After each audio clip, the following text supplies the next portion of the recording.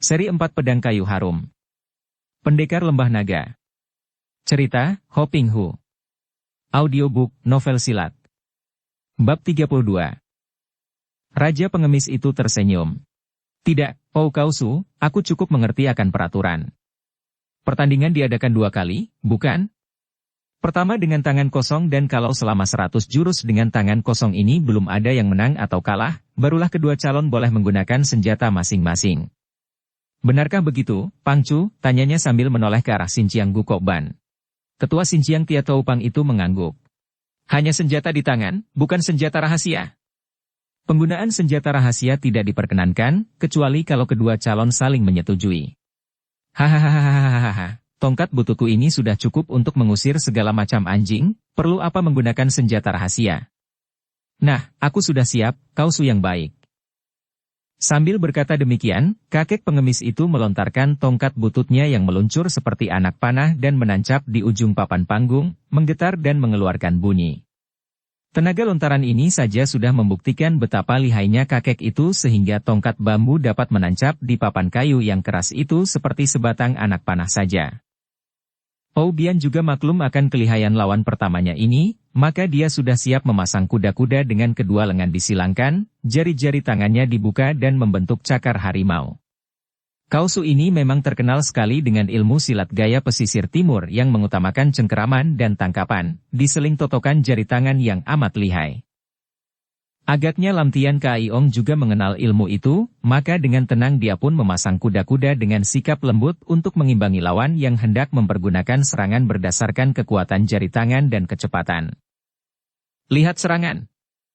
Bian mulai menyerang, kedua tangannya bergerak hampir berbareng, yang kiri mencakar ke arah kedua mata lawan sedangkan yang kanan menyusul dengan cengkeraman ke arah pusar. Serangan pertama sebagai serangan pembukaan ini cukup mengandung maut. Bagus! Kaiong berteriak dan dia memutar tubuhnya ke kanan, membalik dan setelah menghindarkan cakaran pada kedua matanya berhasil menangkis cengkeraman pada pusar, lalu dibarengi dengan kaki kirinya yang panjang itu meluncur dan menendang ke arah lutut lawan. Kakek jembel ini memang ahli sekali dalam mainkan kaki, baik untuk melangkah secara teratur dan mudah mengelak serangan lawan maupun untuk balas menyerang dengan tendangan kilat. Duh! Dengan tangan kanan dimiringkan, Bian berhasil menangkis tendangan itu lalu balas mencengkeram ke arah leher yang dapat pula dielakkan oleh Lam Tian Kaiong. Kiranya kedua orang ini begitu bergebrak telah saling mempergunakan kecepatan untuk mencari kemenangan. Pertandingan berjalan makin cepat, sehingga akhirnya mereka yang kurang tinggi ilmu kepandaiannya menjadi kabur pandang mata mereka dan tidak lagi dapat mengikuti gerakan kedua orang yang sedang bertempur itu saking cepatnya gerakan mereka. Yang nampak hanya bayangan tubuh kedua orang itu berkelebatan dan kadang-kadang ruwet menjadi satu. Hanya para tokoh yang berkepandaian tinggi, terutama mereka yang duduk sebagai calon bengcu masih dapat mengikuti gerakan mereka dan tahulah mereka ini bahwa kalau dibuat perbandingan, maka Lam Tian Kaiong masih menang sedikit dalam hal kecepatan gerakan. Kausu juga maklum akan hal ini, maka tiba-tiba dia mengeluarkan suara gerengan keras dan gerakan kedua cakar tangannya menjadi makin kuat. Kiranya dia hendak mengatasi kekurangannya dalam ilmu ginkang, meringankan tubuh, itu dengan kekuatannya yang ternyata memang menang sedikit dibandingkan dengan lawannya. Terjadilah serang-menyerang yang makin sengit. Semua serangan Kausu kebanyakan dielakkan dengan gesit oleh lawan, sebaliknya serangan balasan Kaiong sengaja ditangkis oleh Kausu itu dengan pengerahan tenaga sepenuhnya. Para anak buah berbagai rombongan yang menonton menjadi gembira bukan main dan segera terjadi pemisahan menjadi 2 kelompok yang mendorong jagoan masing-masing dengan sorakan dan anjuran. Bahkan banyak di antara mereka, terutama anak buah yang menganggap Kausu sebagai jagoannya, yaitu mereka yang tergolong tukang pukul dan tukang judi, sudah mulai ramai mengadakan taruhan. Sungguh mengherankan sekali karena dari pihak rombongan pengemis banyak pula yang menanggapi dan melayani taruhan dalam jumlah uang yang tidak kecil itu. Kiranya di antara pengemis-pengemis itu banyak yang mempunyai simpanan uang besar. Tak terasa lagi, 50 jurus telah terlewat dan kedua orang yang sedang bertanding itu belum juga dapat merobohkan lawan. Kalaupun ada pukulan atau tendangan yang mengenai tubuh lawan, namun kenanya tidak telak dan tidak cukup kuat untuk merobohkan lawan, padahal dalam pertandingan ini, yang berlaku dan yang dianggap kalah adalah kalau lawan roboh di atas papan atau terlempar keluar panggung. Sebetulnya, kedua pihak sudah merasa penasaran sekali dan sudah gatal-gatal tangan mereka untuk mencabut senjata dan mengandalkan keahlian mereka dengan senjata itu untuk merebut kemenangan. Akan tetapi karena mereka pun mengerti bahwa pertandingan mereka belum lewat 100 jurus, maka mereka kini terus saling serang dengan semakin seru. Tiba-tiba terdengar bentakan menggeledek dibarengi berkelebatnya bayangan orang tinggi besar ke atas panggung. Kalian berdua menggelindinglah. Dan sungguh luar biasa, dua orang kakek lihai yang sedang saling serang itu tiba-tiba terdorong dan terlempar ke kanan kiri dan terjatuh keluar panggung. Semua orang memandang dan ternyata yang berdiri di atas panggung itu adalah seorang kakek berusia 60 tahun, tubuhnya tinggi besar, mukanya hitam bopeng dan tanpa daging seperti tengkorak. Tentu saja mereka semua mengenal, terutama sekali para bajak karena mereka sudah bersorak riuh rendah menyambut munculnya orang ketiga dari Lam Hai Semlo ini. Kakek itu bukan lain adalah Hek Leong Ong Chu Bikun, orang ketiga dari 3 kakek laut selatan yang amat lihai. Dalam segebrakan saja dia mampu melempar 2 orang lihai yang sedang bertanding tadi dari atas panggung, sudah membuktikan betapa lihainya raksasa muka tengkorak ini. Dan dia ini baru orang ketiga. Belum yang kedua dan yang pertama.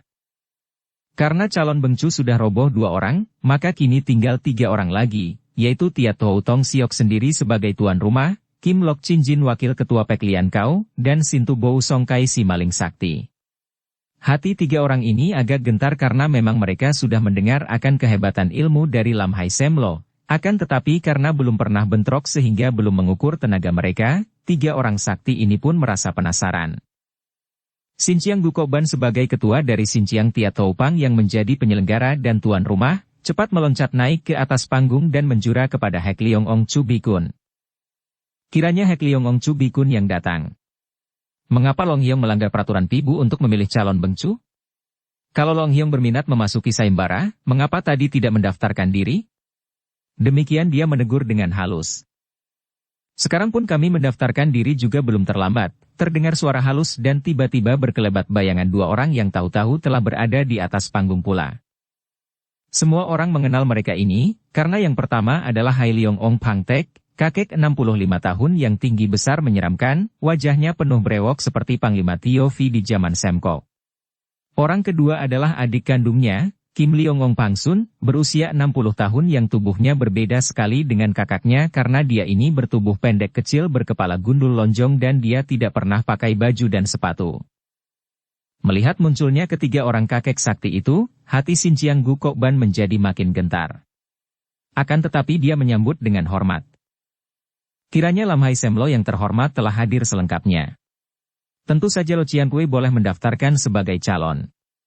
Siapakah di antara Lo Cian Pui yang hendak memasuki sayembara? Kami bertiga. Tapi, setiap rombongan hanya diperbolehkan mengajukan seorang calon. Ah, aturan mana itu? Xinjiang Gupangcu, engkau dan semua yang hadir tahu belaka bahwa semenjak pemilihan beberapa tahun yang lalu, sesungguhnya kami yang berhak menjadi bengcu. Akan tetapi gara-gara pengacauan dari Ouyang Busek, maka terjadi keributan dan kami mengundurkan diri. Sekarang, dalam pemilihan ini, kami tidak mau gagal lagi. Kalau tadi kami agak terlambat adalah karena kami memang menanti munculnya setan cebol itu. Dia tidak berani muncul, maka kami segera datang dan apabila ada calon-calon lain, silakan naik dan asal dapat mengalahkan kami seorang demi seorang, baru dia atau mereka dapat diangkat menjadi calon. Sunyi senyap suasana di tempat itu setelah orang pertama dari Lam Hai Semlo ini bicara. Xinjiang Gukoban mengerutkan alisnya. Munculnya Lam Hai Semlo dengan sikapnya itu melanggar peraturan dan Xinjiang Tia Toupang tentu akan kehilangan muka sebagai penyelenggara sayembara. Pula, dia mengenal siapa adanya Lam Hai Semlo, yang termasuk penjilat-penjilat pemerintah yang hendak mengejar kekuasaan dan kedudukan di daerah selatan. Kalau Lam Hai Semlo, yang menjadi bengcu, tentu para anggota Liok Lin dan Kang Ou akan tergencet. Dengan muka merah ketua ini lalu menghadap 3 orang kakek itu dan dengan suara lantang berkata.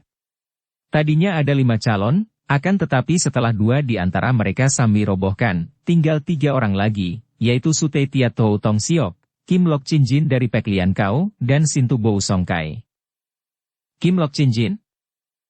Tiba-tiba Hai Leong Ong Pang Tek berseru sambil memutar tubuh memandang ke arah Tosu Pek Lian Kau yang duduk di panggung kehormatan. Benarkah itu? Sedangkan suhengnya, Kim Hua Chinjin sendiri selalu mendukung kami sebagai calon bengcu.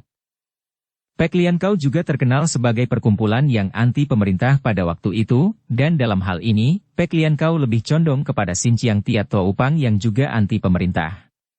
Wakil Pek Lian Kau ini maklum pula bahwa Lam Hai Semlo adalah orang-orang yang berusaha mendekati pemerintah dan mencari kedudukan dengan menjilat-jilat, maka dia pun enggan untuk mundur. Sungguh pun dia tahu betapa suhengnya sendiri merasa jerih kepada 3 orang kakek sakti itu. Xian Cai, tidak disangka bahwa Lam Hai Semlo datang juga. Pinto telah terlanjur masuk sebagai calon bengcu, sebelum gagal dalam ujian mana mungkin mundur kembali? Akan tetapi kata-kata itu disambut cepat oleh suara yang halus ramah, suara Sintu Boukai. Seekor harimau pun akan mundur kalau melihat munculnya singa, maka biarlah aku yang bodoh menarik diriku sebagai calon bengcu dan aku kini menjadi pendukung saja dari seorang di antara Lam Hai Semlo untuk menjadi bengcu. Sikap ini pun dapat dimengerti karena si maling sakti ini memang pernah ditolong oleh Lam Hai Semlo, yaitu ketika beberapa tahun yang lalu dia tertangkap oleh kepungan penjaga keamanan kota Amo yang dipimpin oleh seorang pendekar, dan Lam Hai Semlo yang akhirnya menghubungi pembesar dan dapat mengeluarkannya dari tahanan. Di samping itu dia pun maklum bahwa kepandaiannya masih jauh daripada cukup untuk mengalahkan 3 orang kakek sakti itu. Terima kasih atas pengertianmu, Sinto, kata Hai Leong Ong Pang Tek yang kembali menghadapi ketua Sin Chiang Tiat To Upang. Apakah masih ada calon yang lain, ataukah hanya kalian berdua saja? Karena yang terhormat Sintu Bou Songkai mengundurkan diri, maka yang tinggal hanya 2 orang yaitu Sute Tong Siok dan Kim Lok Chinjin, jawab Sin Chiang Gukok Ban dengan suara kering tanda bahwa dia marah sekali. Hahaha, bagus sekali. Jiwi Suheng turunlah, biarlah mereka berhadapan dengan aku, kata Hek Leong Ong Chu Bikun si tinggi besar muka tengkorak. 2 orang saudaranya itu mengangguk dan dengan ringan mereka berdua meloncat turun dari atas panggung, berdiri di samping panggung dengan lagak angkuh. Terdengar bentakan nyaring dan Kim Lok Chinjin sudah berada di atas panggung dan menjura kepada Sin Chiang Gukok Ban. Karena Tong Sicu sebagai wakil Sin Chiang Tiat To Upang merupakan tuan rumah, biarlah Pinto yang lebih dulu maju. Kim Lok Chinjin adalah tokoh Pek Lian Kau yang wataknya pemarah dan tadi baru saja dia mengalami penghinaan ketika muridnya dipermainkan oleh seorang bocah. Maka karena dia sedang marah munculnya Lam Hai Semlo yang tidak disukanya itu menambah kemarahannya. Dia maklum bahwa kepandaian 3 orang kakek itu luar biasa sekali, namun mengingat bahwa mereka itu adalah antek-antek pemerintah yang dibencinya, dan mengingat pula bahwa dia harus mempertahankan nama Pek Lian Kau, maka dia menjadi nekat hendak melawan. Sudah lama Pinto mendengar akan nama besar Lam Hai Semlo, maka kini berhadapan dengan seorang di antara mereka, sungguh merupakan kehormatan besar bagi Pinto untuk mohon sedikit petunjuk, katanya sambil menjura kepada si muka tengkorak itu. Hahaha, engkau terlalu merendah, Totiang. Aku sudah mendengar bahwa tingkat kepandaianmu hanya sedikit di bawah tingkat Kim Hua Chinjin, maka engkau tentu lihai sekali. Marilah kita main-main sebentar, kata orang ketiga dari Lam Hai Semlo. 2 orang jago tua itu sudah memasang kuda-kuda. Sebagai seorang tokoh besar dari Pek Lian Kau, Kim Lok Chinjin segera memasang kuda-kuda Pek Lian, teratai putih. Sedangkan lawannya yang menjadi pewaris dari mendiang Lam Hai Sini sudah memasang kuda-kuda dengan kedua tangan membentuk cakar naga, karena ilmu Leong Jiao Kun, ilmu silat cakar naga, merupakan ilmu andalan Lam Hai Semlo. Mereka bergerak sebentar saling mengelilingi dan melihat betapa tokoh Pek Lian Kau itu mengambil kedudukan mempertahankan suatu sikap yang berhati-hati dalam pertandingan, sambil mengeluarkan gerengan nyaring Hek Leong Ong Chu Bikun sudah mulai membuka serangan. Kedua lengannya bergerak seperti sepasang kaki depan naga, menyambar ke arah lawan dari kanan kiri dan atas bawah dengan kecepatan kilat dan mengandung tenaga yang sampai mengeluarkan bunyi saking kuatnya. Namun wakil Pek Lian Kau itu sudah waspada, cepat menggunakan keringanan tubuhnya bergerak ke belakang, mengelak dan mengibaskan kedua tangannya keluar dan ke kiri kanan untuk menangkis kedua tangan lawan yang mengejarnya. Plak! Plak! Plak! Plak! 4 kali mereka saling mengadu pergelangan tangan dan akibatnya, kedua pundak Kim Lok Chinjin tergetar sedikit, tanda bahwa dalam adu tenaga sinkang ini, dia masih kalah kuat setingkat. Namun, Kim Lok Chin-jin tidak menjadi gentar dan secepat kilat kedua kakinya mengirimkan tendangan berantai, yaitu semacam ilmu tendangan Xiao Cutui yang dilakukan secara bertubi-tubi dengan kedua kaki bergantian saling susul dan amatlah berbahaya bagi lawan karena setiap tendangan mengarah bagian yang berbahaya dan mematikan. Menghadapi tendangan seperti itu, terpaksa Hek Leong-ong mengelak mundur dan akhirnya dia menggerakkan kedua tangan untuk mencengkeram dan menangkap kaki yang menyambar-nyambar itu. Hal ini menghentikan serangan wakil ketua Pek Lian Kau karena tentu saja dia tidak mau membiarkan kakinya kena dicengkeram hancur. Pertandingan berlangsung makin seru dan sampai lewat 50 jurus belum juga ada yang nampak akan memperoleh kemenangan. Sebetulnya, kalau dibuat perbandingan, tingkat kepandaian orang ketiga dari Lam Hai Sem Lo masih jauh lebih tinggi. Akan tetapi oleh karena wakil ketua Pek Lian Kau itu bersilat dengan hati-hati dan mengerahkan seluruh tenaga dan kepandaian untuk melindungi dirinya, maka sampai sekian lamanya dia masih dapat bertahan dan belum terkalahkan. Hal ini membuat Hek Leong-ong Chu Bikun menjadi penasaran dan marah sekali. Tadinya dia memandang rendah lawannya dan ternyata sampai sekian lamanya dia belum mampu merebut kemenangan, bahkan melukai lawan pun belum. Tiba-tiba dia mengeluarkan teriakan nyaring dan nampaklah sinar menyilaukan mata berkelebat, disusul muncratnya darah dan teriakan wakil ketua Pek Lian Kau yang terhuyung ke belakang sambil memegangi pundaknya yang terobek oleh golok di tangan Hek Leong-ong. Kiranya Chu Bikun dengan kecepatan kilat tadi telah mencabut dan mempergunakan goloknya untuk menyerang dan karena memang keahliannya adalah main golok besar itu, maka Kim Lok Chin-jin tak sempat mengelak dan pundaknya terkena bacokan golok sehingga terluka cukup parah. Memandang muka Kim Hua Chin-jin, biarlah Totiang boleh mundur, kata Chu Bikun sambil melintangkan goloknya di depan dada dengan sikap angkuh. Dengan mata mendelik karena penasaran, akan tetapi tanpa mengeluarkan sepatah kata pun, wakil ketua Pek Lian Kau itu meloncat turun dari atas panggung, lalu pergi dari situ sambil memegangi pundaknya, diikuti oleh para anggota Pek Lian Kau yang berada di situ. Tidak adil. Sebelum 100 jurus telah mempergunakan senjata, itu namanya curang. Tiba-tiba Tia Tou Tong Siok yang bertubuh tinggi besar, berkepala botak dan mukanya bopeng itu meloncat ke atas panggung, toya besi di tangannya dan matanya mendelik memandang ke arah Hek Leong-ong. Apa maksudmu? Bentak Hek Leong-ong marah. Sebagai seorang Ciangkui, perbuatanmu melukai Kim Lok Chin-jin dengan senjata sebelum pertandingan tangan kosong lewat 100 jurus amatlah tercela. Pertandingan ini diadakan di antara teman untuk memilih bengcu, bukan pibu di antara musuh, tegur orang kedua dari Sin Chiang Tia Tou Upang itu dengan marah. Tia Tou Tong Siok, engkau bukan anak kecil lagi dan engkau tentu tahu bahwa ilmu silat amatlah luasnya, baik dengan tangan kosong maupun dengan senjata merupakan bagian dari ilmu silat, dan di dalam setiap pertandingan ilmu silat pasti terdapat bahaya terluka atau terbunuh. Sekarang, calon terakhir tinggal engkau seorang, kalau engkau takut terluka, lebih baik mengundurkan diri sebelum terlambat. Hek Leong-ong Chu Bikun, omonganmu sungguh keterlaluan. Tia Tou Tong Siok membentak ketika mendengar ucapan yang sifatnya meremehkan bahkan menghina itu. Sute, sudahlah, serahkan saja kedudukan bengcu kepada Lam Hai Sem Lo, kita tidak perlu turut campur. Terdengar Sin Chiang Gukok Ban berseru karena dia mengkhawatirkan keselamatan sutenya. Akan tetapi Tia Tou Tok Siok adalah seorang yang berhati keras. Dia telah dihina orang di depan orang banyak, mana dia mau sudah begitu saja? Biarlah, Su Heng. Ini sudah bukan urusan perebutan kedudukan bengcu lagi, melainkan urusan pribadi yang menyangkut kecurangan dan penghinaan. Kim Lok Chin-jin telah dicurangi, sekarang aku dihina orang, mana mungkin aku mendiamkannya saja? Harap Su Heng jangan mencampuri, urusan ini adalah tanggunganku pribadi. Marilah, Hek Leong-ong, kita membuat perhitungan sebagai akibat kecurangan dan penghinaanmu tadi. Sambil berkata demikian, Tong Siok sudah menggerakkan toya besinya dan dia sudah menyerang dengan ganasnya ke arah Hek Leong-ong Chu Bikun yang menyambutnya dengan tertawa besar. Tingkat kepandaian Tia Tou Tong Siok masih lebih rendah dibandingkan dengan tingkat kepandaian Kim Lok Chin-jin, maka kalau wakil ketua Pek Lian Kau itu saja tidak kuat melawan Hek Leong-ong, apalagi dia. Baru lewat belasan jurus saja sudah nampak betapa sinar toya sudah dibelit dan ditekan oleh sinar golok dan orang kedua dari Sin Chiang Tia Tou Upang itu hanya mampu mengelak saja tanpa sempat membalas lagi dan beberapa kali terdengar ketawa Hek Leong-ong mengeluarkan suara ketawa penuh kebanggaan. Dia memang sengaja hendak memperlihatkan kepandaiannya, dan dia pun bukan orang bodoh maka dia tidak ingin mencelakai Tong Siok, hanya ingin menundukkan saja. Kalau dia bertiga kakak-kakaknya ingin menguasai semua orang di kalangan kaum sesat, tentu saja dia tidak boleh sembarangan membunuh. Pergilah!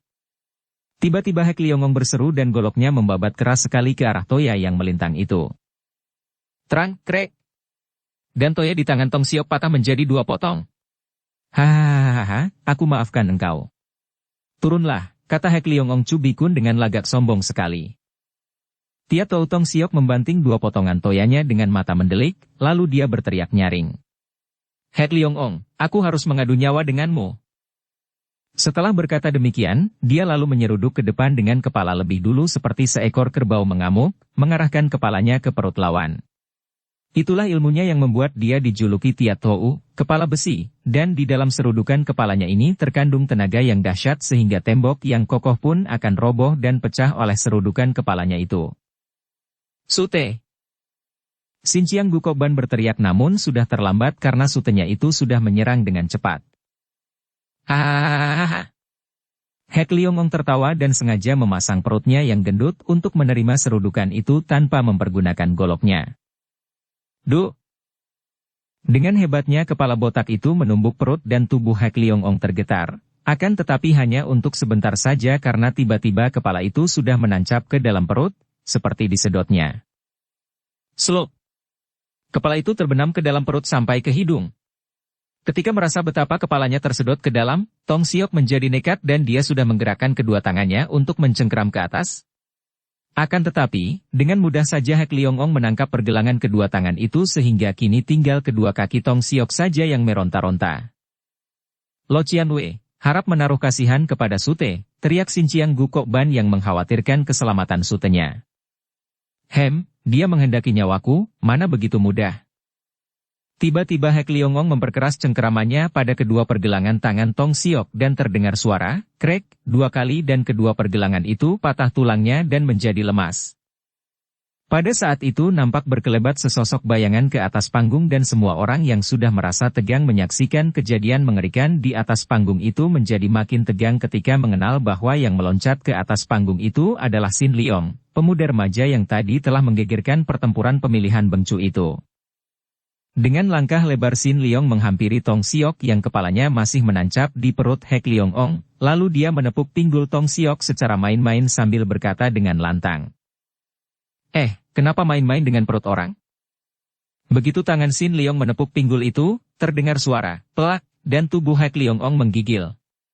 Tadinya, Tong Siok merasa betapa kepalanya terjepit dan terasa panas, akan tetapi tepukan pada punggung itu mendatangkan hawa dingin yang menembus kepala dan menyerang perut sehingga Hek Liongong terkejut bukan main. Maklum bahwa pemuda remaja itu main gila, dia lalu menggerakkan golok yang sudah dicabutnya lagi dari punggungnya. Akan tetapi, Xin Liong mendorong lagi pinggul Tong Siok dan akibatnya, Hek Liongong mengeluarkan seruan keras, jepitan perutnya pada kepala itu terlepas dan dia terhuyung lalu roboh pingsan di atas panggung, goloknya tidak tercabut. Terima kasih.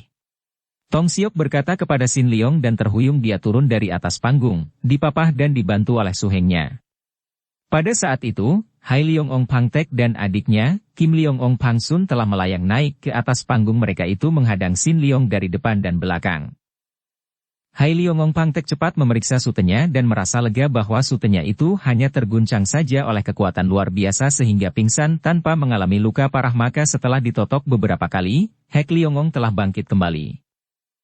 Siapa engkau, bocah setan? Bentak Kim Liongong Pangsun sambil mendekati Xin Liong dengan sikap mengancam. Lam Hai Semlo memang jahat dan selalu mendatangkan keributan, hendak merebut kedudukan Bengcu juga secara curang, kata Xin Liong dengan marah. Bukankah dia ini bocah yang bersama Ouyang Busek dahulu, teriak Hai Liongong Pangtek yang lalu menoleh ke kanan kiri, lalu menantang. Keluarlah kau, Ouyang Busek dan lawanlah kami. Xin Liong tersenyum. Su Heng sudah mewakilkan aku untuk mengamati jalannya pemilihan ini agar jangan dicurangi lagi oleh kalian Lam Hai Semlo. Keparat! Hai Liongong Pangtek sudah menubruk dengan kecepatan kilat ke arah kepala Xin Liong. Kecepatannya luar biasa sekali karena memang orang pertama dari Lam Hai Semlo ini memiliki ginkang yang luar biasa. Selain cepat, juga tubukannya itu mendatangkan sambaran hawa yang amat kuat dan tahu-tahu kedua tangannya telah mengancam kepala dan dada Xin Liong. Kini Sin Leong tidak berani lagi main-main seperti ketika dia menghadapi tokoh Pek Lian Kau tadi, karena dia pun maklum betapa lihainya 3 orang kakek pertama dari Lam Hai Semlo yang telah menyerangnya secara demikian hebatnya. Menghadapi serangan itu, reaksinya cepat sekali. Dia menarik kepalanya ke belakang untuk menghindarkan cengkeraman ke arah kepala, dan ketika jari tangan lawan sudah menyentuh dada, cepat dia mengerahkan tenaga Tikai Beng sepenuhnya. Plak! Ai! Orang pertama dari Lam Hai Semlo itu mengeluarkan suara teriakan kaget ketika tiba-tiba jari tangannya yang menyentuh dada pemuda remaja itu melekat dan sinkangnya membanjir keluar. Pengalaman seperti ini pernah dialami mereka bertiga 3 tahun yang lalu ketika dia dan adik-adiknya menyerang Ouyang Busek dan kakek cebol itu dibantu oleh bocah ini, dan dia bersama 2 orang saudaranya sudah mempelajari dan menyelidiki hal itu penuh keheranan. Kini, cepat dia menggetarkan tangannya dan dengan kecepatan kilat, kuku jarinya menyentil jalan darah di dada Sin Leong sehingga anak itu merasa tergetar seluruh tubuhnya dan pada saat itulah Hai Leong Ong Pangtek berhasil menarik jari tangannya terlepas dari sedotan tenaga sakti Tikai Beng. Bocah setan! Apa hubunganmu dengan si keparat Chia Keng Hong? Tiba-tiba orang pertama dari Lam Hai Semlo itu membentak dan memandang kepada Sin Leong dengan mata melotot penuh kebencian. Sin Leong terheran mendengar ini, akan tetapi juga marah karena kakeknya dimaki keparat. Dia tidak menjawab, akan tetapi kini pemuda remaja ini segera bergerak dan kedua tangannya sudah bergerak perlahan, kelihatannya seenaknya saja kedua tangan itu menampar dengan tangan kiri ke arah dada Hai Leong Ong Pangtek sedangkan tangan kanannya sudah menotok dengan satu jari ke arah lambung Kim Leong Ong Pangsun. Dukung channel Novel Silat dengan subscribe, follow, like, komen dan share. Serangannya terhadap 2 orang kakek sakti itu dilakukan dengan lambat dan perlahan, seperti main-main saja. Akan tetapi sesungguhnya tidaklah demikian. Pemuda remaja ini telah mewarisi tenaga sakti dari Kok Beng lama dan mewarisi ilmu-ilmu yang hebat dari kakeknya, bahkan selama 3 tahun telah digembleng oleh Ouyang Busek yang menjadi suhengnya, dan mempelajari ilmu-ilmu yang ajaib dari kitab-kitab aneh yang katanya diturunkan oleh manusia Dewa Bu Beng Huchou dari Himalaya. Maka selama ini, tanpa diketahui orang, Sin Leong telah mencapai tingkat tinggi sekali, tingkat di mana kekerasan dan kekasaran sudah tidak nampak lagi dan tenaga yang besar tertutup oleh gerakan halus. Oleh karena itu, biarpun dia hanya menggerakkan kedua tangan seenaknya saja, namun sesungguhnya gerakannya itu mengandung hawa pukulan sakti yang kuat, bahkan terasa oleh 2 orang kakek itu angin menyambar dahsyat dan panas dibarengi suara mencicit nyaring. Ai! Oh! 2 orang kakek itu mengelak dan menangkis, akan tetapi tetap saja mereka terhuyung oleh dorongan hawa pukulan ajaib itu. Marahlah mereka dan cepat mereka balas menyerang, bukan dengan pukulan biasa, melainkan serangan maut karena Hai Leong Ong Pangtek sudah menusukkan tongkatnya ke arah ubun-ubun kepala Sin Leong sedangkan Kim Leong Ong Pangsun sudah memukul dengan pukulan beracun.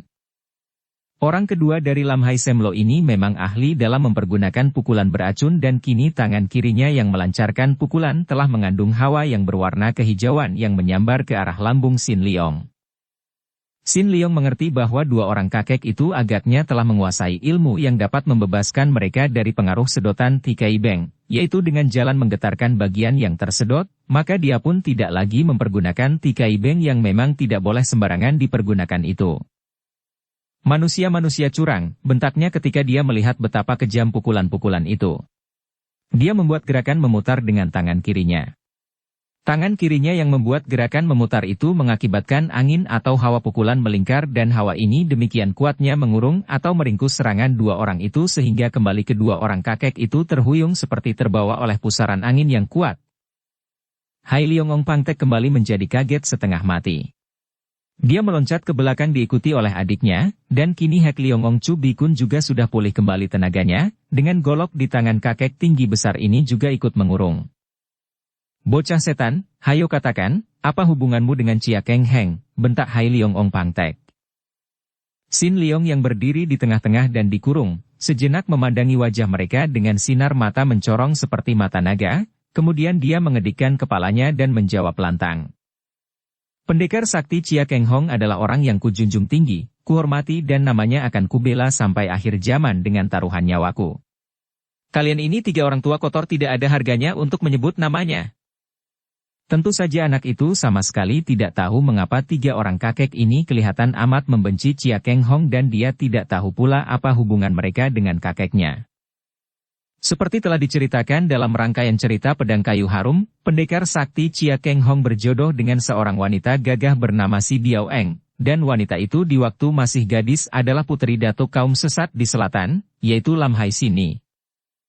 Karena Lam Hai Semlo itu adalah pewaris ilmu-ilmu dari mendiang Lam Hai Sini, maka dengan sendirinya mereka menganggap Si Biao Eng sebagai suci, kakak seperguruan mereka dan tentu saja mereka membenci pendekar Chia Keng Hong yang dianggap telah menarik dan menyelewengkan suci mereka sehingga suci itu meninggalkan dunia hitam. Akan tetapi, mendengar betapa lihainya Chia Keng Hong yang telah menjadi ketua Chin Ling Pai, apalagi ilmunya yang disebut Tikai Beng dan juga karena merasa sungkan memusuhi suami suci mereka, sebegitu jauh Lam Hai Semlo tidak pernah mencari atau memusuhi Chia Keng Hong yang mereka benci. Akan tetapi kini, melihat pemuda remaja yang mahir ilmu seperti Tikai Beng itu, tentu saja mereka teringat akan musuh besar mereka dan membentak.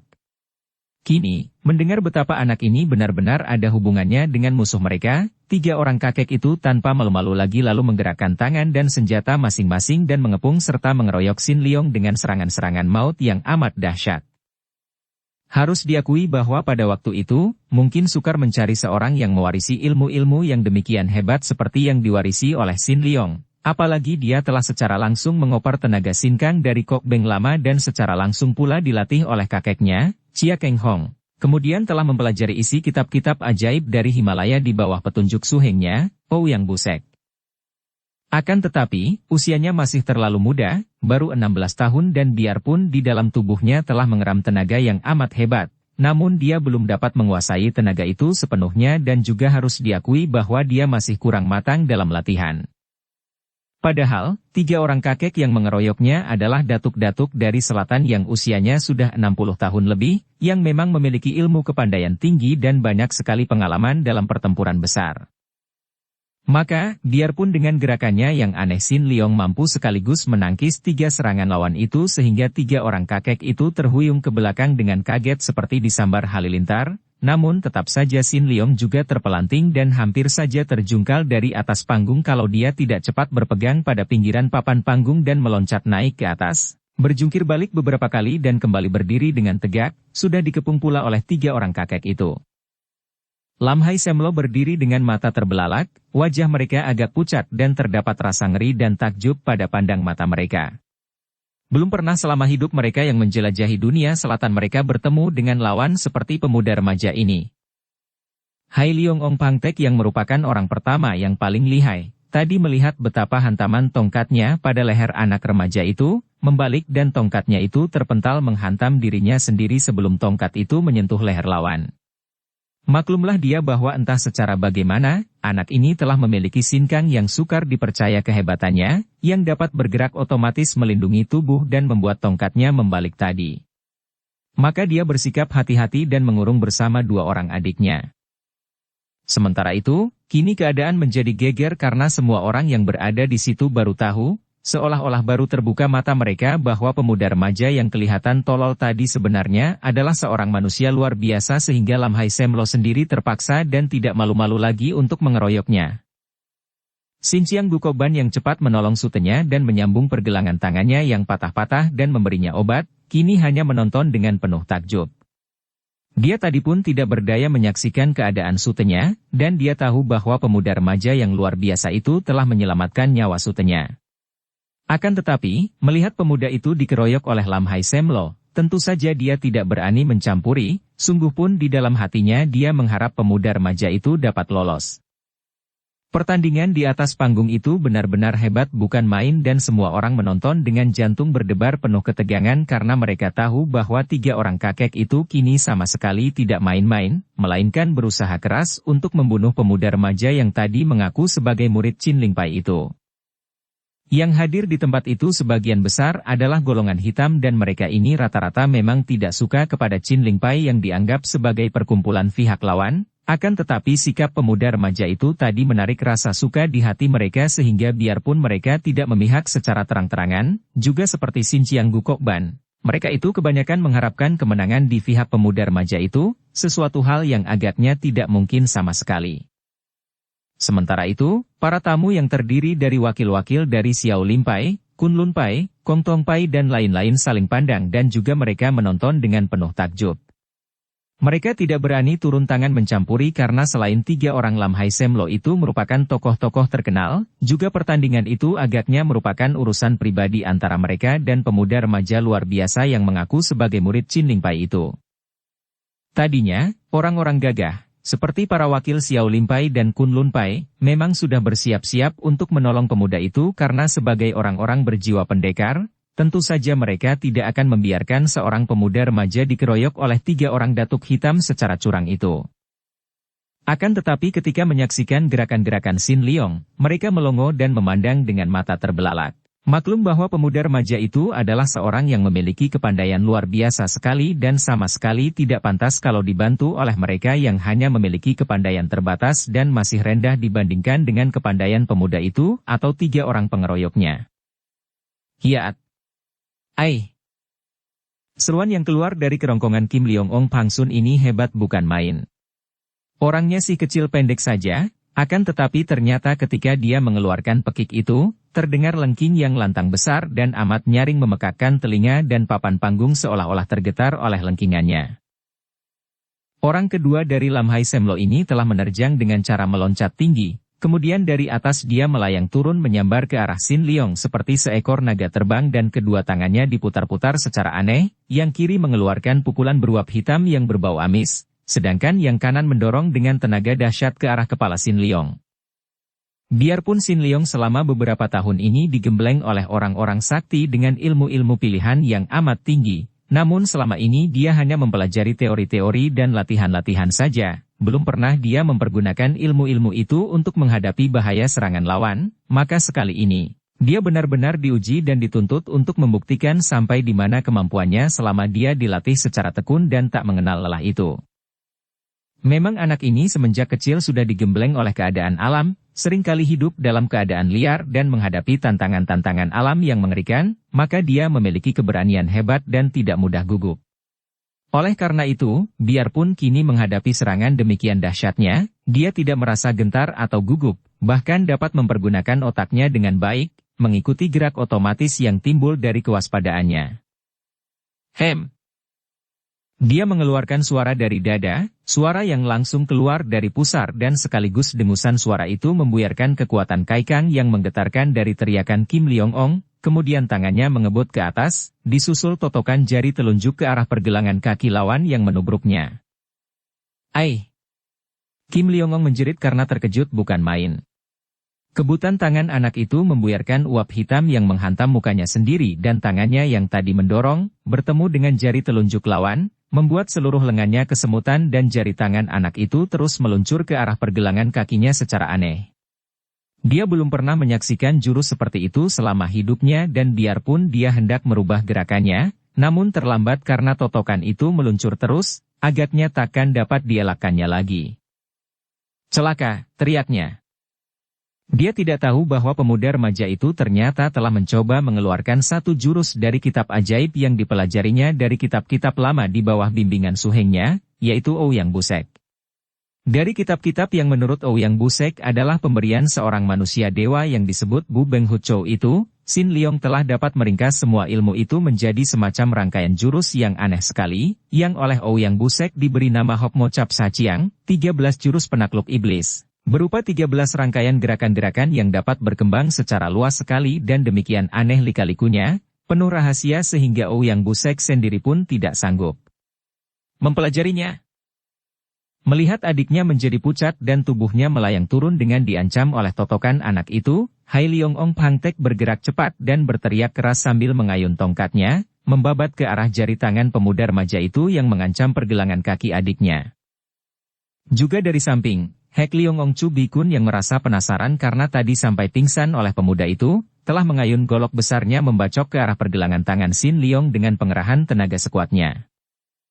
Wut! Singgi!